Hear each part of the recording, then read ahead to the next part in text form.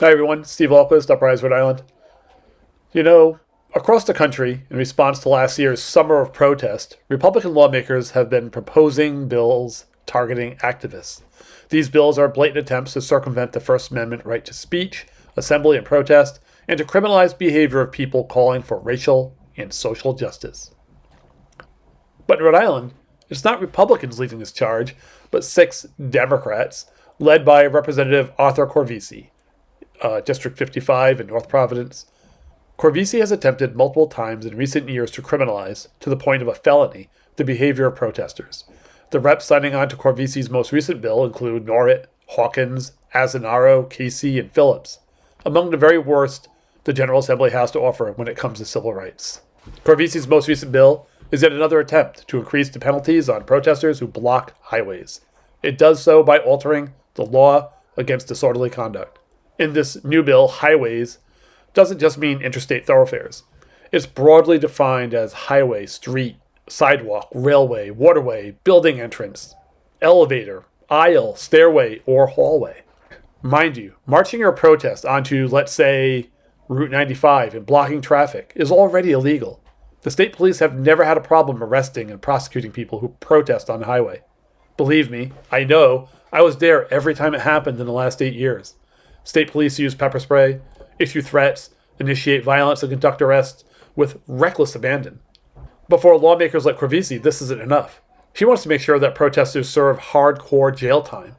Previous attempts to felonize protesting that Corvese doesn't approve of have not been successful, so this time his bill is more subtle, but no less racist and fascist in its intent. In House Bill 6269, Corvese seeks to change the law around disorderly conduct, removing protections for protesters and opening them to charges that can result in 6 months in prison, a $500 fine, or both.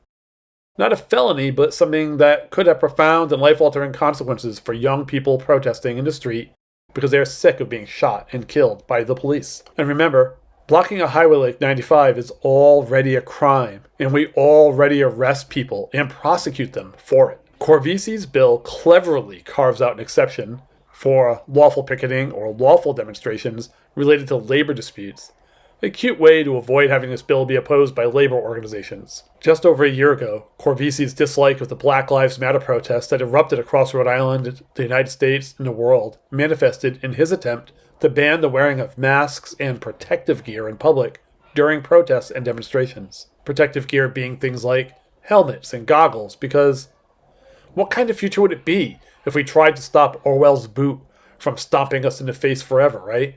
Ironically, Corvese presented his bill just before everything shut down for the pandemic and mask wearing became mandatory in public. Here's the deal. At the House Judiciary Committee hearing tonight, Corvese is going to say a lot of high-sounding bullshit about how his bill isn't targeting any group because of their race or because of what they believe.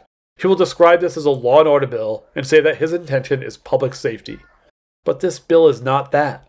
This bill is another sad attempt to suppress speech, the kind of speech that Corvese, Norrit, Hawkins, Azzanaro, Casey, and Phillips don't like. We need people in the State House who will protect and expand our rights, not constantly shit on them. I'm sorry I'm releasing this so late, too late to sign up to testify by phone, but it's not too late to contact your rep and let them know that this bill is simply unacceptable.